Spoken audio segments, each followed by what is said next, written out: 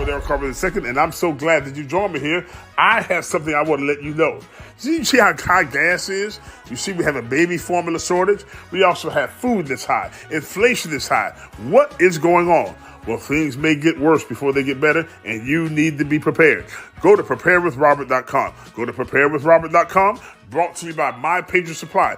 Get emergency food kits right there for 2,000 plus calories a day. You're going to need that. It's brought to you by My Patriot Supply. Go to preparewithrobert.com. Don't be left behind. Be ready now. Let's go. All right. Welcome, everybody. We're going to get you on here in a second. 1 second. There we go. All right. How's everybody doing here? Everybody doing pretty We're good. so glad to have everybody here. Welcome to another podcast, Real Talk with the RN Diva and Pastor Robert. And I'm telling you, we're excited. We have a special guest. You see them there on the screen, those of you watching us. Those of you on Facebook, X, Rumble, YouTube, or wherever you're watching us right now, come on, give us some likes, give us some hearts, share this with your friends and your family, and tell a neighbor, telephone, telegram. We're going to get it going here. We have with us a very dear friend here from online. We've known him for about 5 years, and we're going to introduce him in a second. Diva, greet everybody, won't you? Well, good evening. How's everybody doing? Y'all know the R&D was always going to slide in. You know, how's everybody? Everybody good. Doing good. Yeah. 2024 is the bomb, I tell you. The year of truth. The year of truth. Yes, it is. And we're so glad to have with us our special guest tonight. I'm going to read his bio, and here it is. Reverend Raymond Brown, a civil rights activist and ordained minister. Reverend Brown was born in New Orleans, Louisiana. Nola, shout out Nola. What about those Saints? Shout out to Nola. And raised by his loving parents who made sure Reverend Brown went to church and school. And during his life, he grew up in that era where racial division was at an all-time high there in Louisiana, where the white community rejected integration. So Reverend Brown, our guest here tonight, attended a predominantly all-black elementary school to the Lower Ninth Ward, the infamous Lower Ninth Ward. But Reverend Brown loved the Lord and loved to fight, too.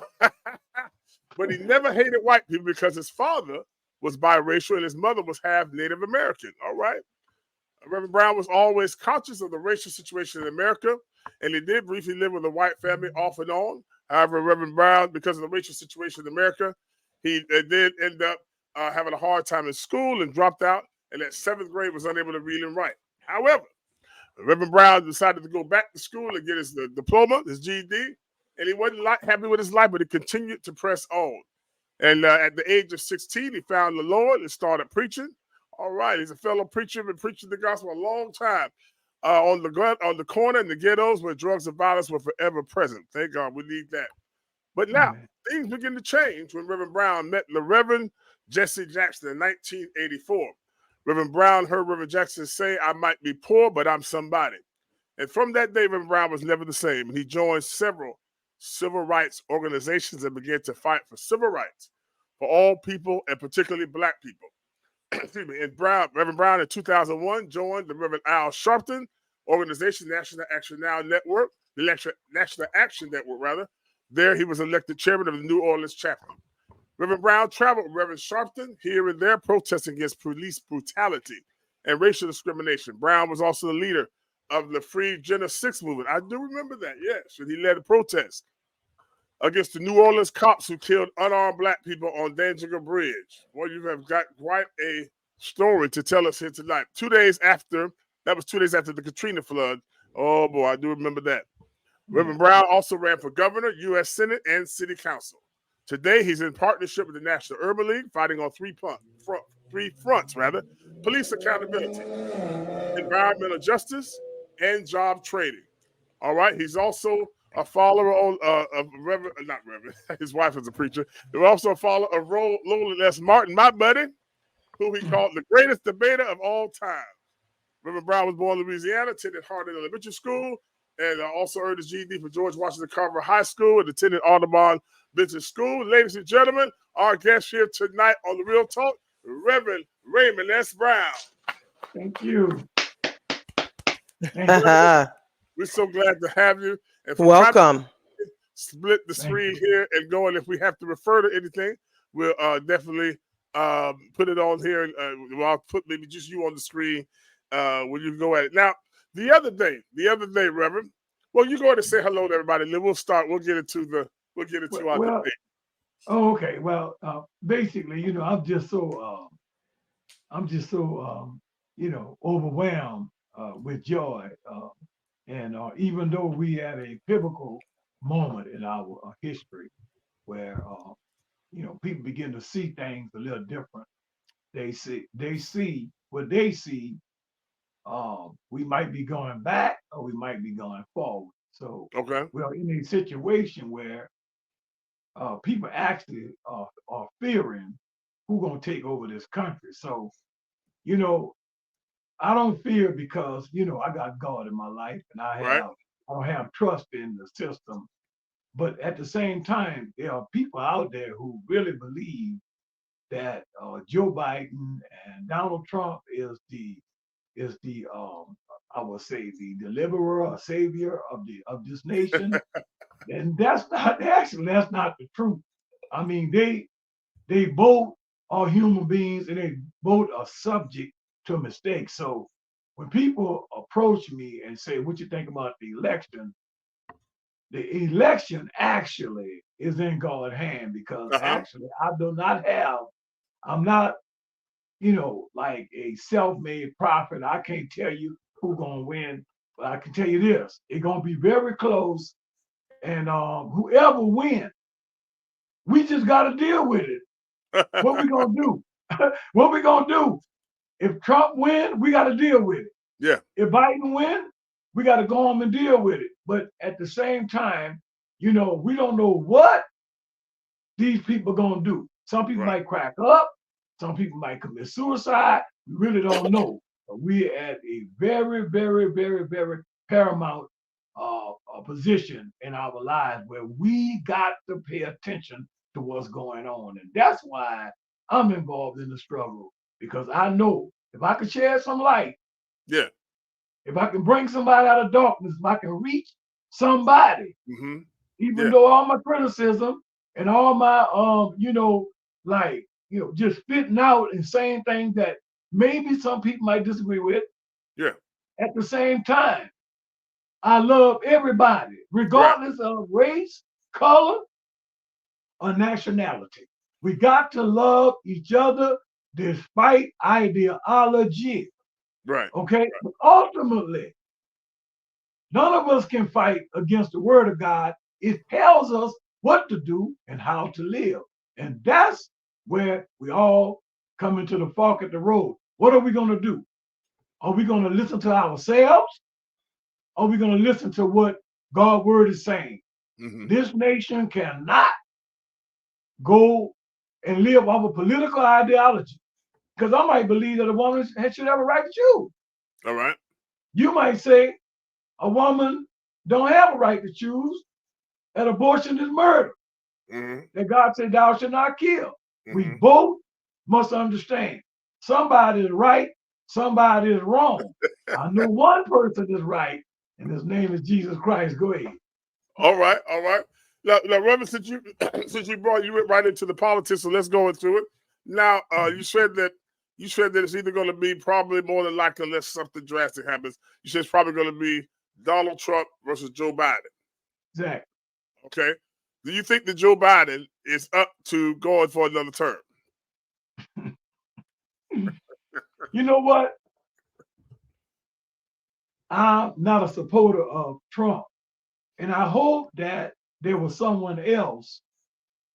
Actually, I hope that two other people were running. Not them two. Not them two. What two? Because, not them two. Because I'm going to tell you why. And I'm not trying to, I'm not trying to, sugarcoat. Right. I'm just being honest. Because the average conservative would think you a Democrat and that you pro-Democrat. But let me tell you something. I am a member of the Green Party. Now they might disagree. But like I say, I don't believe in all the socialism philosophy. That's the difference in me. I can adopt your philosophy on health, education, jobs, mass incarceration, police brutality, all that. But when you come and telling me some crazy stuff about, you know, and I don't want to go into it, I'm not homophobic, but I just don't believe a man was born to be gay. Now, y'all might say, well, Brown, now you're stepping on some hot water. I don't believe that homosexuality is a God creation. I think it's something that people develop through an environmental thing. Let's just put it that way. Just like a criminal, Rev. A person don't come out their mother's womb to be a criminal. They learn it from somebody. It's a pattern. Now, I know some people have actually confessed that they have become gay because somebody turned them on to that lifestyle. That they was not gay. So gays might get mad with me, say, well, oh, Brown, you're going to the conservative. No, I have principles. Now, when it comes down to me and the conservative movement having differences on why and how George Floyd died, then we gotta struggle then. Because I watched the man saying I can't breathe. You might have said, well, he died from an overdose. But I know one thing is that when a man saying I can't breathe, actually he's breathing. But then again, I could be saying I'm losing air. Right. You feel me? Right. I think that what black conservatives and black liberals, I'm not a liberal because when I say liberal, I'm not the liberal label like some of the white liberals are. Okay. But believe me, I can share some statistics with y'all that make y'all mind spin. Not bad. 90% of the prison system is ran by Democrats. Whoa. Right. What? These sheriffs who run these jails and these prisons are democratically controlled. But yet, when I bring that concept out, the Democrats say, oh, I'm conservative. But no, I'm in the middle. Right. Conservative on that side, liberals on that side, Brown in the middle. I can think for myself. Okay? Now, I'm saying this to you, Reverend Carpenter, because when you understand that all the attack on me, and you be reading some stuff that the people, how the conservative attack me. I don't like the notion that I am, because I vote Democrat, I go vote for a Democrat, I'm on the plantation. I don't like that word to hear a white person say, I'm on a plantation. That's conjure up different thoughts of slavery that my people endured. When they tell me, you know, the Democratic Party is the slave master, that does not really help bring a Democrat over to the Republican Party. This is true. This is true. By telling me I'm a slave. You say, okay, you're a slave. Well, that's gonna make me, you're gonna offend me. Now I'm offended. So I'm not going to your party. So I'm gonna go run over and go back Cornell West. So what I'm saying is that we got to understand that we got to stop using antics and words that are offensive. I be talking facts. When I saw Governor Abbott hold a news conference with no black ministers or conservatives in that news, every news conference he gave, all white. Yeah. It sent a subliminal message. Let's say you didn't want to, you're not racist. But if I surround myself with blacks all day and don't never have put some white folk in positions, or some Hispanics or some Asians in position, then everybody gonna start to look sideways and say, wait a minute here. You know, you saying that you does not look at color, but you can't mix the colors up. That's the problem I have with Babbitt. So going back to what we're talking about, the election will be decided by electoral college. We go vote. We go vote, right? Cash out vote. If we win the states, whoever win the most states, not necessarily, because you could get the popular vote and win the electoral and lose the electoral college. So we say that if Biden or Trump, and I'm gonna be able to deal with it, whoever get the electoral college, I don't want nobody running out, shooting up a theater of innocent folk, burning down a place, causing riots because your candidate did not win an election. You know, we destroying democracy when we don't allow democracy to work for us. Right. All right. Go ahead, Will. Okay. I don't mean to dominate the show, but I got to tell it like that. Yes, sir. Come on. This is good talk, Diva. You know what I'm saying? So, what me and you disagree on? We maybe disagree on some things. I got more experience than both of y'all in the conservative movement. Right. I'm gonna tell you right now. I used to hang around with the Tea Party. All right. I got you now. Say it. Don't say it. I got y'all. Huh? What, you was undercover? No. You believe what they were talking about. I was a Democrat, and the gentleman that brought me in, Jeff Cruel, he's a conservative radio talk show host. He's on 990 AM WGSO in New Orleans. A cold-hearted Trump, in love with Trump supporter, brought me into places I've never been. And I had to actually question him when people were saying things in the audience that he should have correct. Like, for example, one white lady was in the audience waving her hair through her hair, hollering white power. Oh, Lord. Okay? And then I experienced where a white man walked up to me and said, I need to join the Republican Party because of abort, because we losing black babies. Asking one question, how many white babies are aborted? Couldn't answer it. First of all, even the Bible says before you go and, say something, you should go check your home. You should go look at your own backyard, right? Right. So I think that the fight should be, I'm against abortion. See, I got y'all now. I'm against abortion. Now, the fight should be against abortion, not against a certain color. What they was doing is that they thought psychologically, they thought that if they made abortion out of a black issue, blacks would lead the Democratic Party and cross over to the Republican. Right. That's not how politics work. Okay?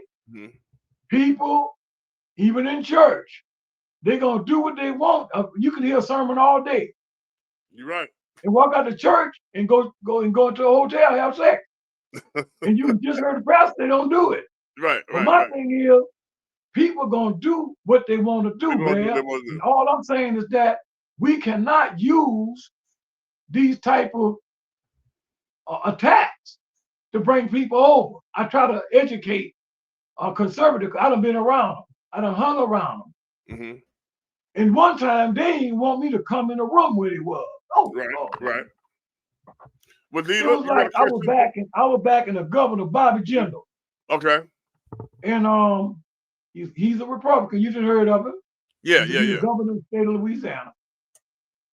And his campaign manager appointed me to work within the black community. I don't know why black people can't work in white neighborhoods, but every time they come to us, they want us to work in the black community. It's never, I just want you to work on this campaign. I don't care who you go and say vote. I want you to work in this campaign. And always, I want you to go out there and get some black votes. Gender one. When gender one, I walks up in the victory party, and you had this big hotel place with different rooms. You can go in and go out. I goes in a certain room, and all the white folks look at me like I'm crazy, right? And I goes, and then a white dude walking there and say, "Oh, he's part of our staff." Now, Gender was brown skin, right? Gender was brown skin. Yeah, but see, Gender campaign staff was white. Okay. Everything, 99% white. Okay. In the Republican, in the conservative movement, blacks is like a piece of salt pepper in the midst of dropped in the midst of salt. It's like It's like you can see us because we here, there. It's never 5,000 black folks mixed up with white folks in the conservative movement. Right. In the Democratic Party movement, you have blacks everywhere. Right. Well, definitely the Democrat Party is dependent upon the black vote. It can make or break an election. Diva, you have any questions or any comments? Because she's a former veteran of the Air Force, combat veteran, excuse me, in the Air Force. You have any questions on what chime in on what Reverend Brown is talking about? Any questions? All right. I lost you. Oh Lord, we can't hear you.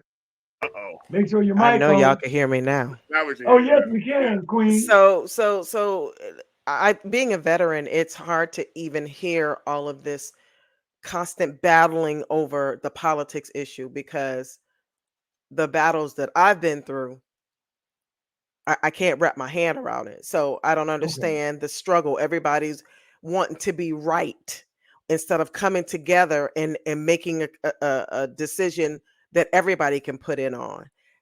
I honestly think I'm convinced that people of that are not melanated are intimidated. So that's within its fear. So I think when it comes to politics, they're afraid that we're going to take over, because, we invent everything and we start the trends, we start fashion trends, the music trends. So I'm thinking it's a little bit of intimidation. So I side eye a whole bunch of politicians because to me, thus far, no one has been trustworthy. So exactly. And I tell people that as a black race, we are in a very we're in a bad way. Position. We're in an awkward position, okay? Because the Democrats, they have this fad like they're doing so much for us. They'll put a bill up knowing that the Republicans are not going to support it. Right. Just for show. Yeah, yes. Like, for example, the George Floyd Justice and Policing Act. Mm-hmm. Democrats act like, okay, we for this. Knowing on the other side of the aisle, they laughing, but we don't have the vote. Right. So it's like, you know what, we're going to keep the black vote because we know the Republicans is not going to unite with us in a partisan alliance. I'm going to put it that way, in a partisan alliance. But we can come together and make some common sense on some common goals. The problem with us is that we're so busy pushing our ideology, and the black folks trying to be black power, the white folks trying to be white power and conservative, until we lose our vision, y'all, on what our purpose are. Talk to me. Mm-hmm. And when we lose our vision on what is our purpose, y'all? So they've lost sight of that time and time again. And there's so many different ideologies. Yeah. There's no way to find out what our purpose is. I don't claim a party, because it depends on what is on the table. What are we talking about? And I know that I'm going to go in and I'm going to vote to protect my rights, not a party. Right. So that's where I'm different. That's a good thing there. That's a good thing there, because full disclosure, I'm no party affiliation. Yeah. Never been a Democrat, never been a Republican. Right. And yeah, so it depends on the issues. One of the things, Reverend Brown, that you were talking about, and Diva, you were saying it as well, tending towards that, is we're kind of hitting around it. Everybody has their different ideology, their different beliefs, their different whatever, and that's cool. I think the issue is that that's why in this country, in this democracy, in this constitutional republic that we're in, that's why free speech is so important. Yes. Okay. And see, what is happening is there's a lot of similarly from the left trying to suppress free speech. So if you're not saying what everybody else is saying and what everybody expects you to say, then we want to ban you, or cancel you, or whatever the case. And I think that that's causing a problem because that's become a polarizing issue. Because if you and I disagree on something, we don't have to be disagreeable. We don't have to start hating each other. You made a lot of, you spoke a word just now. You say polarized, right? Yeah. On my Instagram page, 500 people. Out of that 500, they got 30 of them. They're continually to try to make me look like I got a low IQ. Right. You don't have to. All of us are on different levels of education. If they can hear it in our voice and they can listen to how we use grammar and how we use words correctly, incorrectly, right? They can see. Now Malcolm X went to the 7th grade. He speaks better than all of us. Facts. Facts. My thing is this here. Instead of they focusing on, I'm gonna try to win Brown over. And let me look at it and see what his problem is. They get to the position where I gotta adopt their platform and their agenda in order for them to embrace me. Right. Okay. They got some people who don't believe in integrated marriages. They don't want black and white. They say God made black for black, white for white.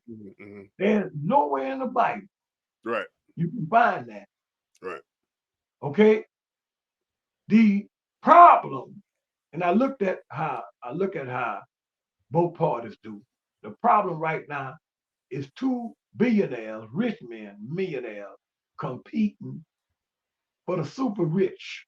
So the super rich, talk to me, somebody. The super rich is sitting back around the table saying, well, like what Trump said just now. When he first come in, he gonna seal the border and he gonna go get them wells running. Those Earl rails running. Oh no, I like what Biden is doing because the union and the this and that, they are getting more money, people are getting higher wages, etc. So you got these people looking at us that we don't even know. They live in closing gate communities.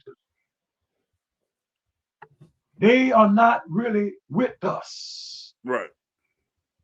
They watching us fight each other and cut up. And laughing at us. And laughing at us. I had to straighten out a lot of people. When they talk about enrolling, I am a follower of Roland Martin. What I disagree, and I sent it to him, I said, Roland, I disagree with you when you say voting is our only power source. I think that voting is a power that we can use. But it's not the only one. But Roland, when you listen to Roland, and I hope Roland will get this, that Roland going to realize one day, as he get older, that, Brown made a lot of sense. Voting is not the only source of power that the black man have. And the black woman have. When I say black man, I mean black woman.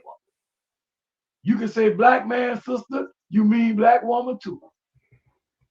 But what I'm saying is that we get into this thing, like for example, the voter repression, Rap. You heard about that, right? The voter repression. Right. I don't think that we still on. Yeah, we still on. We're still on. Okay, good. I don't think that voter repression in all states was going on. Right. Okay, break it down. Voter repression. All right. Is when you walk up to vote and you go to vote and they say, we don't see your name on here. You move to another county and you apply voter registration here.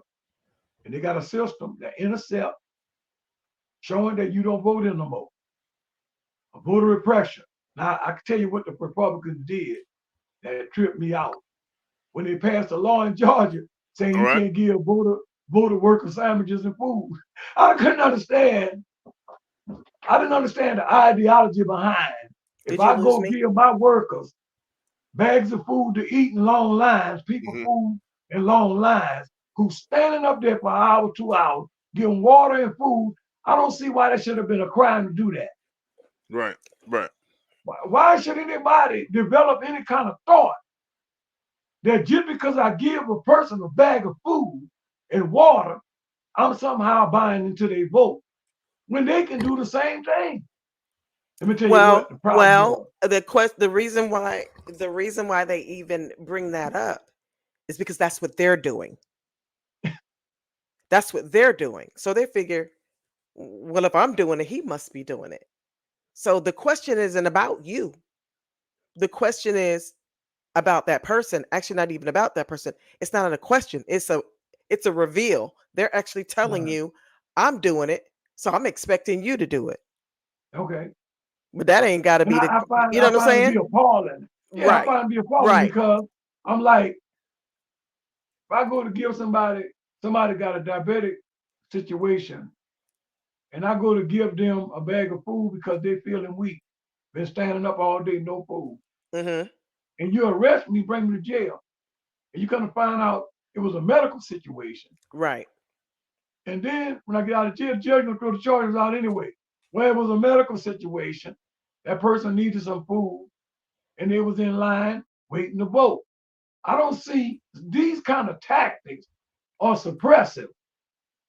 But black folks, one thing about black folks, we got to realize that we can't let white folks feel that we are somehow not in control of our own destiny. As I'm making sense, we make them feel sometimes that Right. we You are. dependent upon them for everything, and I don't like that. Right. You know, like they're saying, Right. the immigrants are coming, right? They're coming to take our place. Like, oh, the white folks, y'all ain't got to. Rev coming back on. There go Rev. Good to see Yeah, you. here he is. Okay, Rev, listen to this here. Yeah. And I'm glad that you explained to me where you stand in the party situation, right? Right. It's important. They got Republicans on the internet telling me that the people coming across the border coming to replace me. First of all, they coming to reap the benefits that everybody else is reaping. America don't work that way. America don't work that way. You understand? Where people come in and replace you. You can lay down and don't work and don't do nothing for yourself, for your family, for your community, while the other people are striving and building and elevating themselves to a high level while y'all sitting around killing each other, using drugs, poisoning y'all community, listening to gangster rap, beating up on y'all women, all that. You can't blame that on the immigrants. Right. Rev, I want your input on that. Well, here's the thing. I think that word, I think they call it replacement theory. I think is what they call it, replacement theory. I see what they're saying. I think the reason why, what I see behind that is because the majority of those that are coming from South and Central America, they're the ones now that don't mind picking the cotton, picking the beans, picking the tomatoes, picking the carrots. Dumping the garbage. Yeah. We and this is not a stereotype, it's the truth. And down here, I don't know about in New Orleans, but down here, if you want your roof done, the Mexicans, they'll do your roof in a day. I mean, like nothing. So they're getting all of those jobs. And you know something? I have seen that, and I'm proud of them.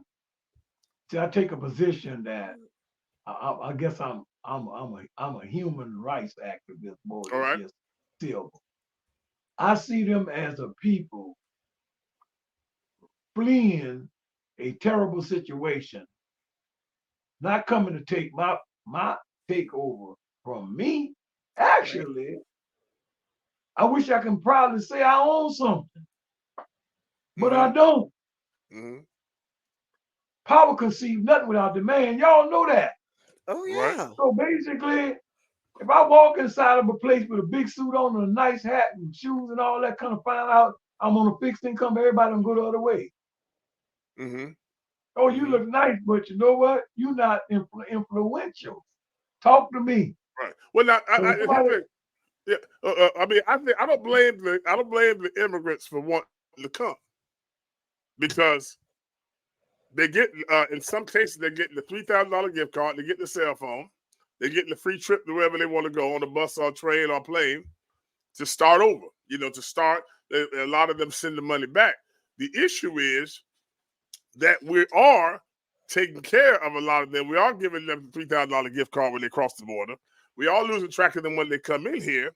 They will take that job that we won't take under $10 or $12, but they'll take it for $5 an hour.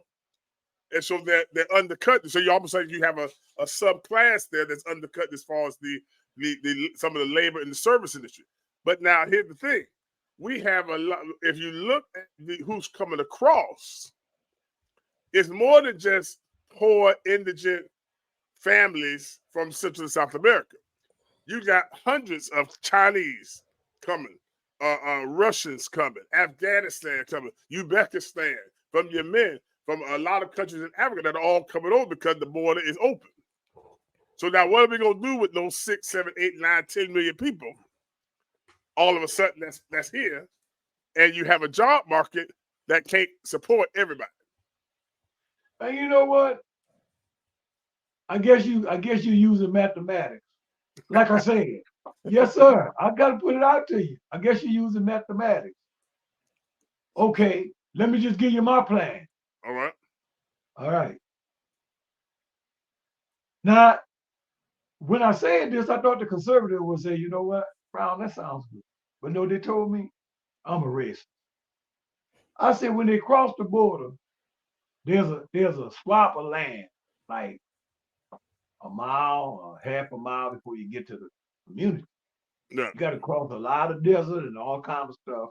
Right. After you cross that water, then you got to go another 2 miles to get to the populated area, right? Mm-hmm. I said, why they couldn't set up cottages? That's what she said. Block. Look, we gonna only have. Listen, There you go. you got I'm to telling you, that's what have I a said. number. Listen, as a leader, you got the leader of a nation. You got to have a certain number. You're gonna say, I can only take. My heart want to take all y'all. That's how you talk to people. Right, right. I have a heart to take all y'all, but I can't. If I take all y'all, my economy gonna collapse. Mm-hmm. So guess what?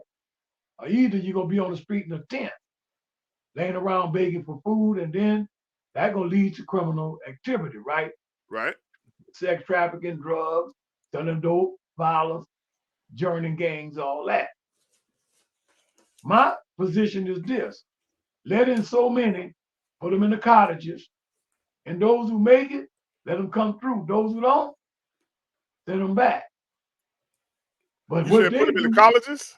Cottages. no, Cottages. cottages. Okay. Yeah. Cottages, you can say the little small buildings that they use to sell cars and all that. That's how they Right. built. Like people be working out of there, like selling cars, and got a little restroom in there. You can got a little kitchen and just a living room, something like A tiny house, even a small little tiny. Yeah. Right, just something tiny, right? And let them come in with their family and say, look, you can't be here forever because they got people waiting to take this house. And be silver-minded instead of creating a situation where you got fractions warring against each other about they coming over to replace y'all. I hate that slogan because that slogan, why I say replace me? Why not say replace America? Right. Period. Diva, you made that point last week because you were stationed in Texas for a while, right? I was. So she was saying about how big there's still a lot of unclaimed open land. A span of land.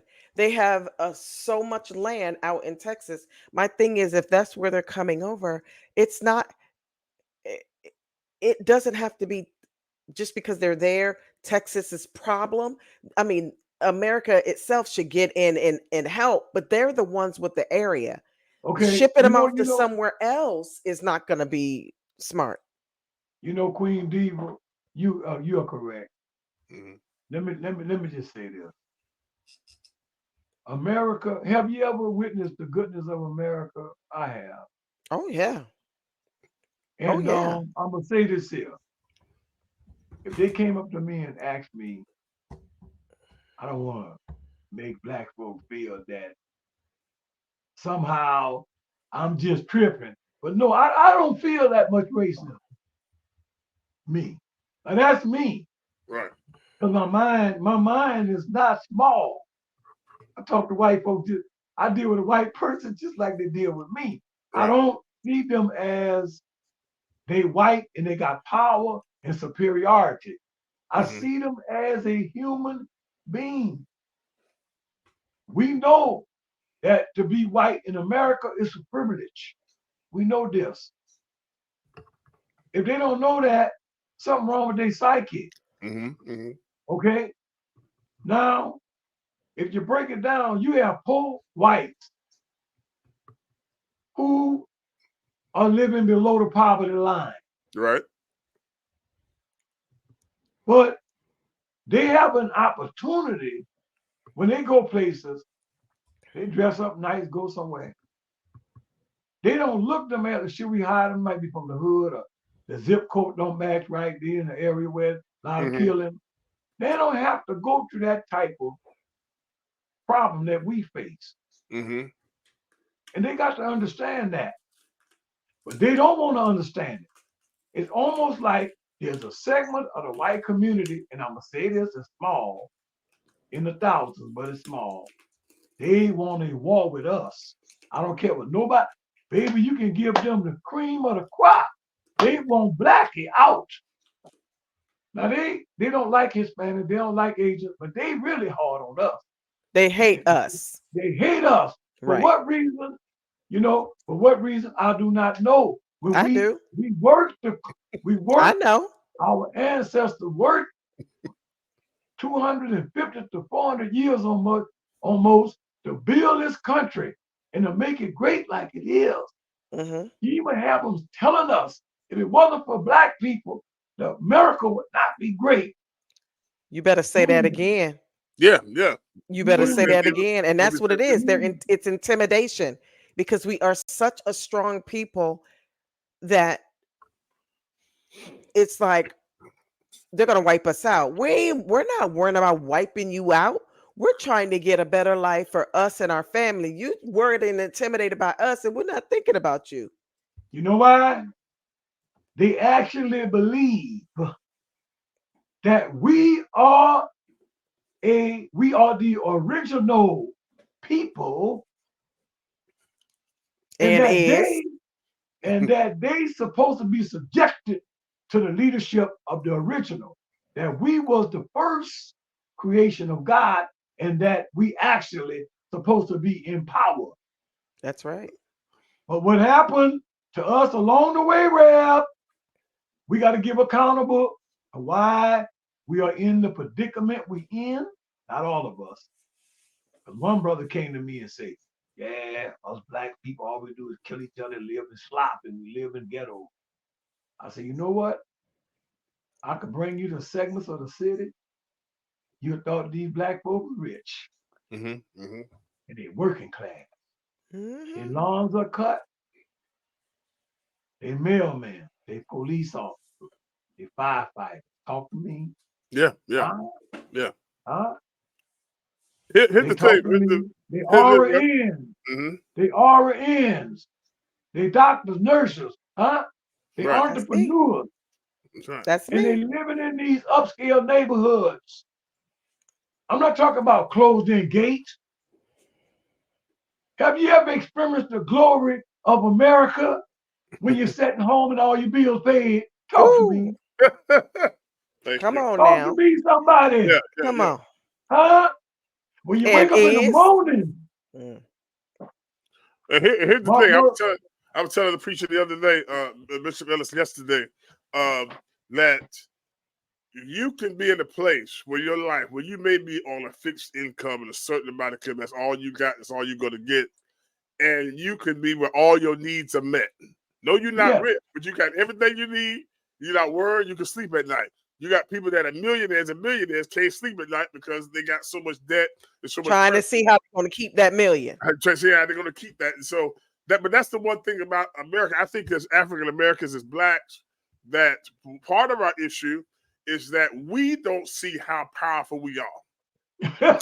And when you don't realize how powerful, intelligent, you don't spoke the word. Come on, cousin. Then other people, you'll feel like other people are looking down on you. They may not be looking down on you. They may be looking up to you, but because they're in awe. They're in awe. Then you think that everybody's against me. I mean, you got to Black folks are the most creative engine. We can make anything. We can rig anything. Innovative. Okay. And a big word. And it's with ease. And it's with big word, y'all. Let me give it to y'all. Y'all ready? Let's go. Ingenuity. Ingenuity. That's right. Yeah. Huh? That's what it is. It's the fear of intimidation. Right. They don't realize it. They just think, "Oh, I just hate Black people." No, you're afraid of what we're gonna do. Yeah. You're afraid of what our next step is. I was thinking, Rev. I was thinking about you, Rev. I say, Rev is doing something. I just kept on trying to figure you out. He's doing something. He is doing something because they're not flocking to him. Because I know if you was acting like Tim Scott and him, right, a Rolls Royce will pull up at your door with a red carpet. Right. Okay. But I say Rev is doing something, and by me getting a chance, I mean, you talked on the phone one time. Yeah, Yeah, we sure did. But by you speaking like you do, a lot of the conservatives don't faith. Right. I gotta tell you that so you can understand. If you step back and you support a lot of conservative ideas. But they still don't want to embrace you. See, they want a Candace Owen who's gonna agree and say a police officer was stressed out that day. That's why he shot the brother down in his back while he was running. Right. You know what I mean? Right. RN Diva. Can you hear us? I hear you. Okay. So what they're gonna say is that if you can actually get to be Tim Scott and clap and tell him I love you and dance around and stuff like that, of course they're gonna pull the money at you. Right.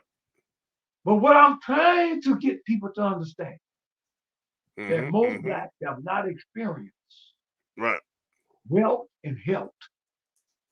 Right. Wealth and health. I don't want to talk about God because we all need God. If you don't have God, you don't have nothing. But I'm talking about wealth.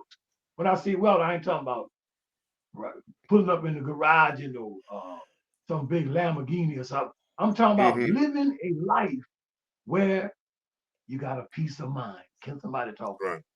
Right. And that's what the Black woman and the Black man don't have is a peace of mind. Right. Because they feel that, now they got us saying we're going to vote for Trump. Okay. They're trying to get the hip hoppers, the gangster rappers. They say Snoop Dogg. I don't know for fact. Snoop Dogg, he just endorsed him. Okay. Snoop Dogg endorsed Trump, right? So nobody got upset with him about that. This is America. You can back who you want. Right. Why should I waste time? See, Snoop Dogg he thought he was gonna blow up on every station. Only Fox News gonna carry him. Only Fox News. You got some people, Taylor Swift. They on Taylor Swift now because Taylor Swift is for Biden. You know what I'm saying? So my thing is that if Snoop Dogg, all the weed he's smoking, the gangster, Diva Dot, and doing the crip and all that, he can influence educated black folks and black folks like with a sound mind, sound judgment to vote for Trump, then he done did more than what Tim Scott could do. Right. Right. Tim Scott can't bring no black folks over to the Republican Party. No. Candace Tim Owens, Scott, all with her white girl language and talk. Huh? He got did. engaged last week. Exactly. To whom? Tim Scott. You see, he got engaged last week. Oh, God. To Check this out, right? And Candace Owens, right? She got a little white girl voice and stuff that she put on the fake clip. Yeah. Go ahead, Reverend. Come on. And then she fake with that voice, and nobody can imitate her. Lord, you know, when a comedian can't imitate you. Yeah. Anyway, she get there, she talk real proper and fast. At least she's gonna slow down and then realize, you know what, I ain't gotta go so fast with it now. Let me slow down. But she would talk real proper and come up with these statistics. My thing is, first of all, if I was debating her, I would let her know. First of all, I'm not trying to debate you on grammar and how you speak. But I'll tell you one thing. When you say they took the black thought out the home, that's a lie. All right. That's a lie. Dr. King said, can't no man ride your back unless it is what? Bent. Dr. King she said that they took the black man out the home? They took the black man out the home. Took the black man out the home. Okay, so now what happened? If it didn't come out, then what happened to the black man? Since we okay, let me give it to you. Right up, I'll give it to you. All right. In 1964, 65, 66, I came to the Desire Project in what, 1965? 5 years old, right? My stepfather was staying with my mom. Housing authority was ran by the local office within that jurisdiction, right? Right. My husband run everything and told my stepdad, you can live here with your wife. I want y'all to listen. But one of y'all gotta work.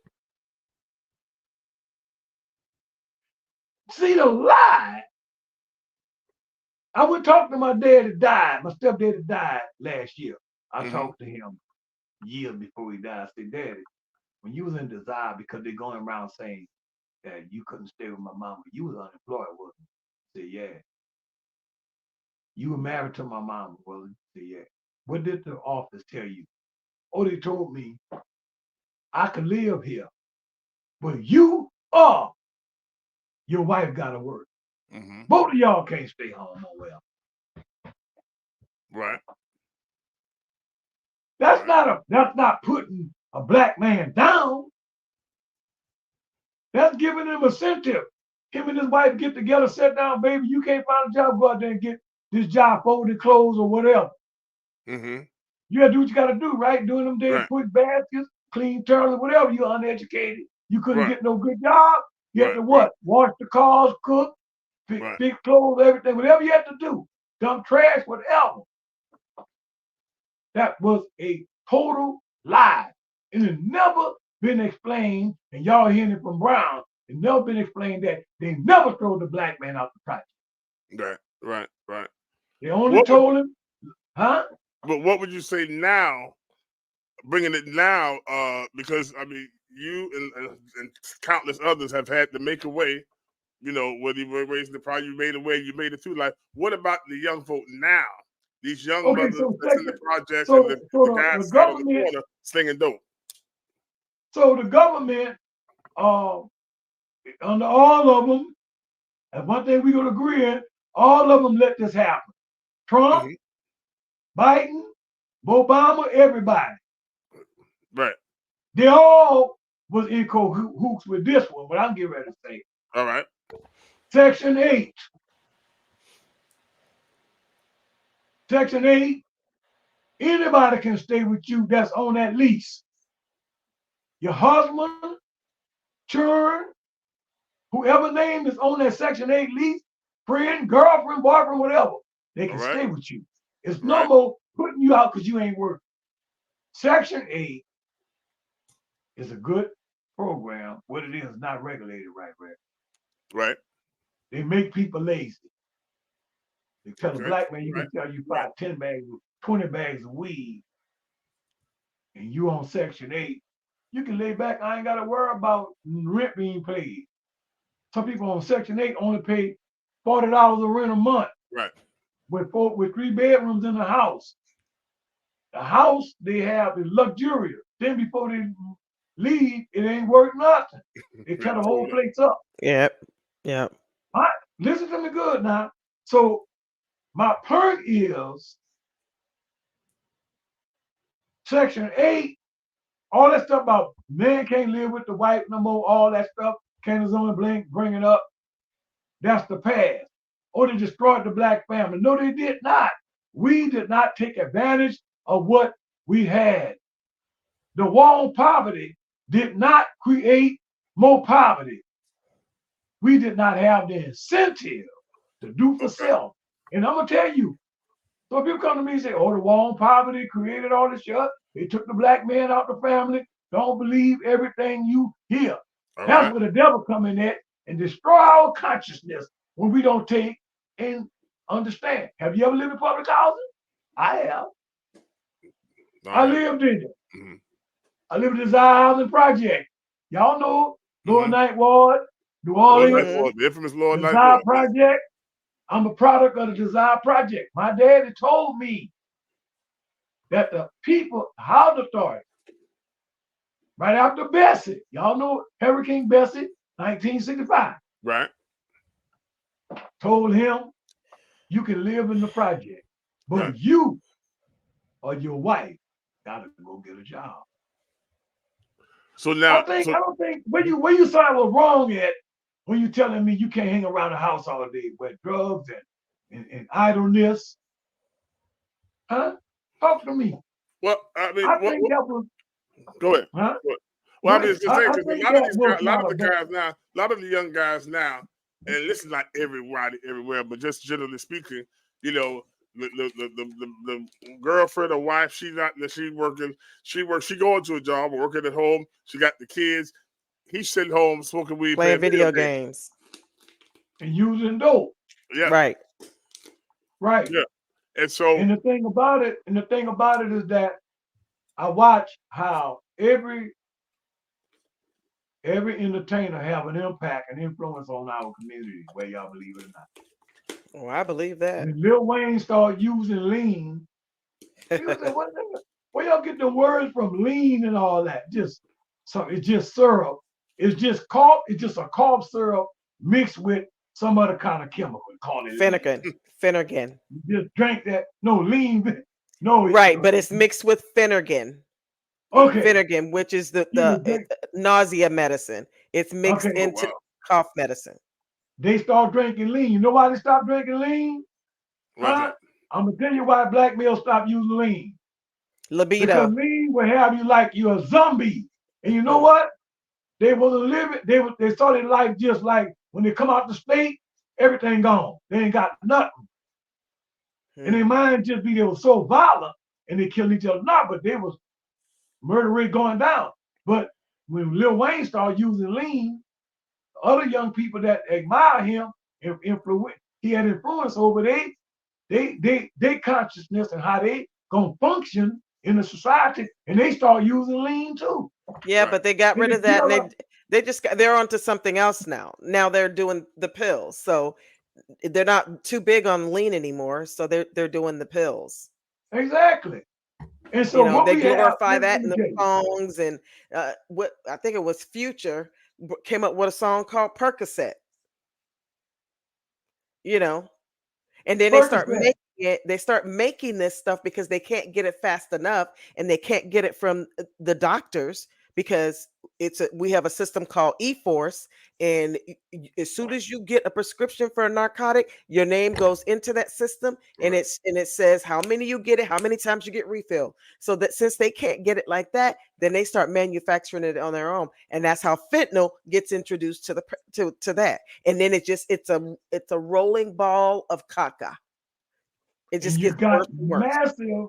Massive debt. massive incarceration, massive unemployment.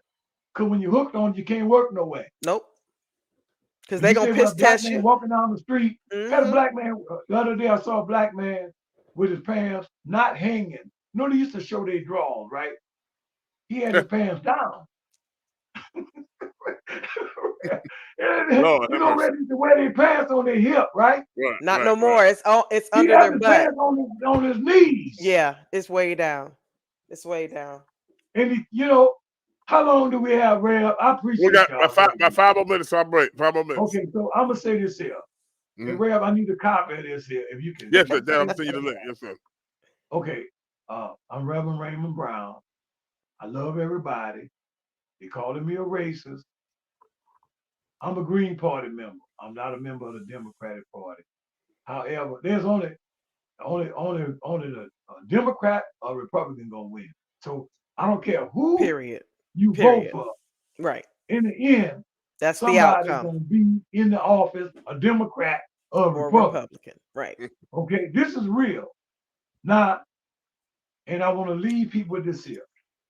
I appreciate a Reverend Carpenter, and I appreciate you, RN Diva, Thank you. because y'all didn't have to give me this type of time. Yes, sir. Sure. Okay?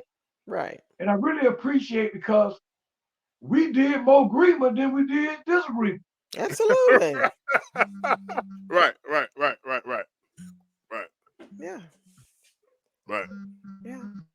It happens. And here the thing is, Okay? everybody can look at us, you know, they look at black folk and they're like, oh, I know who their party is. You don't know. See, you didn't know that we were going to agree for most of the stuff here tonight. Something's buzzing. Exactly. He's There might be freezing somebody up. calling you. Yeah. Okay, you are. Yeah. You're And one good. thing But I want to anyway, thank you, Reverend. Go ahead. Okay. Go ahead, I Reverend. just want to leave my information. That's all. Yes, sir. Go ahead. You can reach me. You can reach me at brownfightback@gmail.com. Brownfightback@gmail.com. And my number is 504-906-6285. Anybody who's watching this broadcast, which is a beautiful broadcast, and Thank you. your colors are so beautiful, man. Y'all Thank look you, sir. so colorful. No. Y'all look so, Miss, I don't know you, but you are such a queen. Oh, well, I'm thank you. talking That's what about my shirt Rev, says. you know, Yes, sir. I'm 100% man, but you're a good looking dude. I ain't know. Yeah, that's Rev, right, because that's my looking at you, cousin. That's hey why. man, just looking at Rev on Facebook. Say, oh, shucks. Look up, Rev. You look good, man. You look healthy. Really, you Thank really you, sir. do. Thank you, sir. That's right. You That's know, my and so I people's. want people to know that I can spit out a lot of stuff, but I believe in being respectful, right, to a program and a platform. And I can get down with some stuff. When they try to get down with me, then Right. we go at war, you know. But it looked like it was so much unity Yes. tonight. But you know what? I tell you what, Reverend Brown, if they giving you the business, you call me. I'll go on the show with you. And Okay. they ain't gonna want that smoke. Me and you together, I'll be listen. That ain't what they want. So if they pushing back on you like that, calling you a racist, they jealous. But They calling bring me me a on the show. racist because I'm telling them, you want me to vote red, but you're telling me I'm right now. You're telling me I'm telling you I'm a Green Party, but you're Right. telling me I'm on a slave plantation. Right. You telling me I got a slave master. Tell them if they keep up that mentality, leave me where I am, and you do you, and I'll do me. And if we Exactly. meet in the middle, good. If we don't, kick rocks. Right. You know, and that's the thing about it. And I thank you, Reverend Raymond Brown, for Thank coming you. on with us. We've enjoyed this last Thank hour you here. so much. Because here's the thing about it.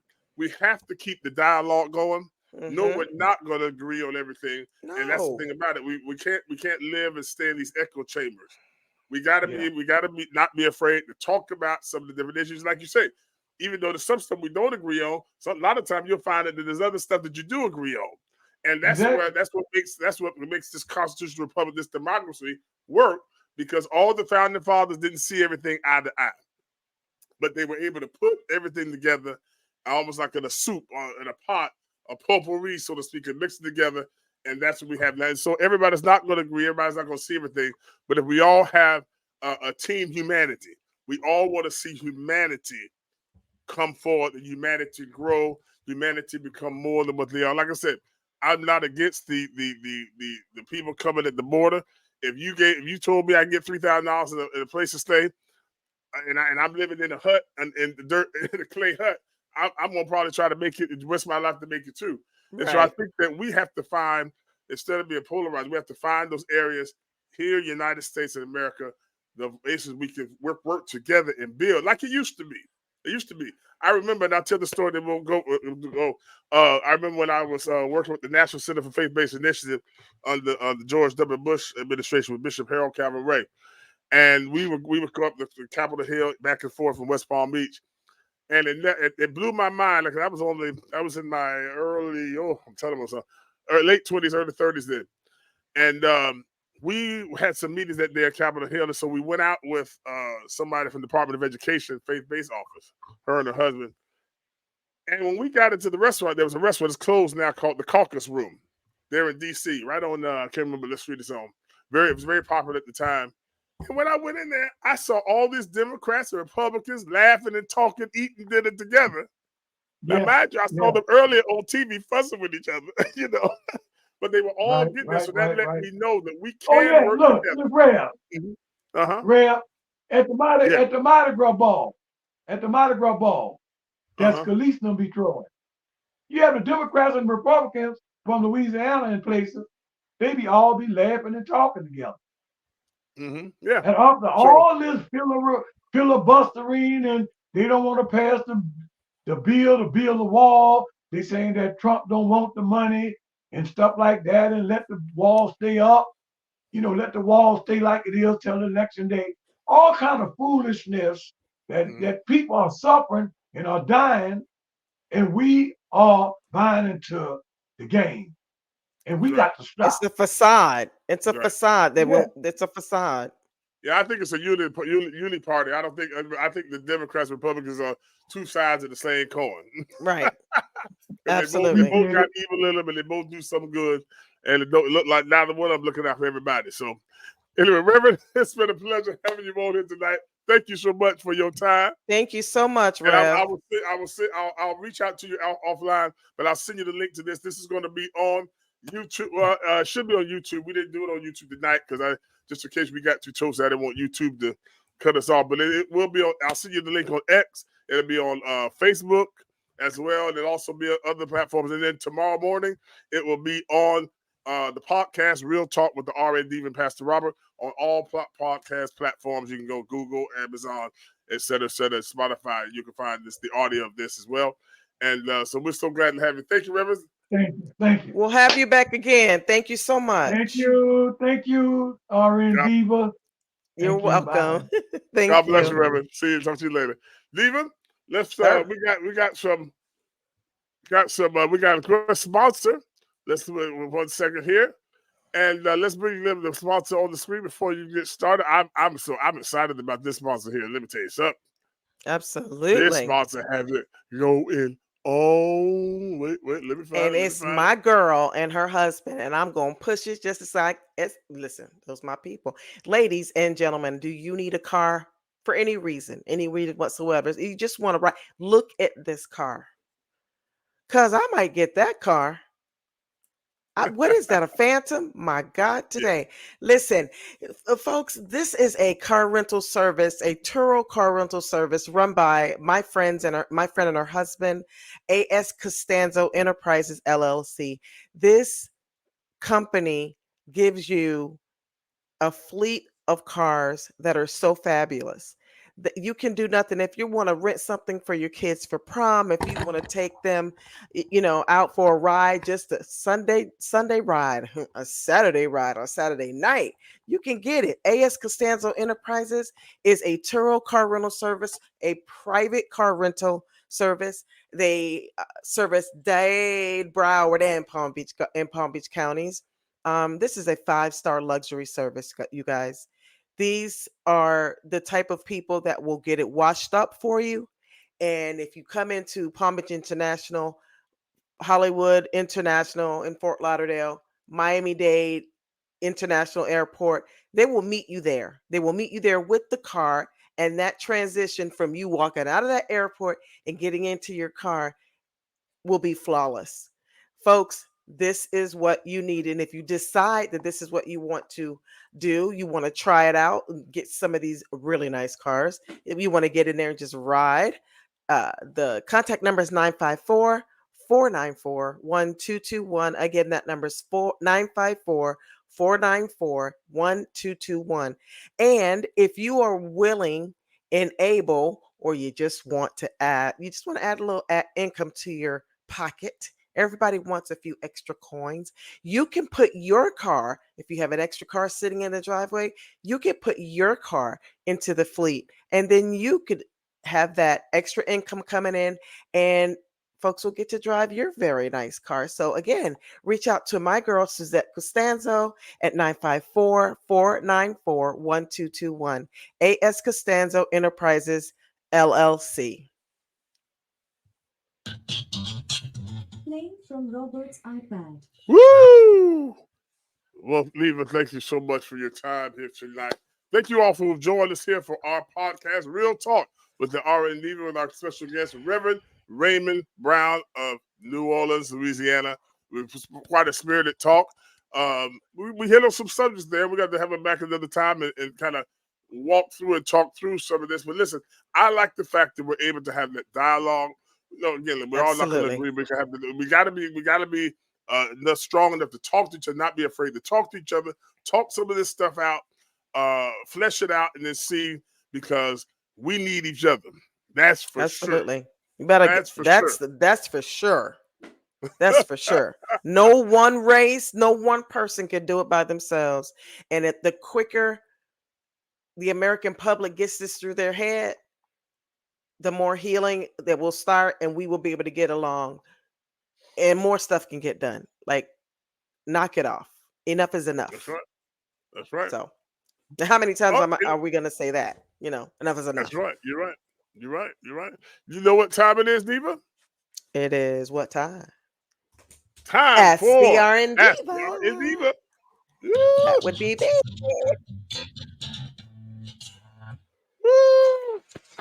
I received a question, and the question was, let me cover my little self up.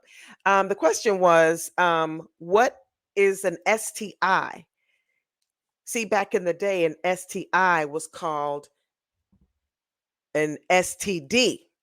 So now they've gone to a sexually transmitted infection.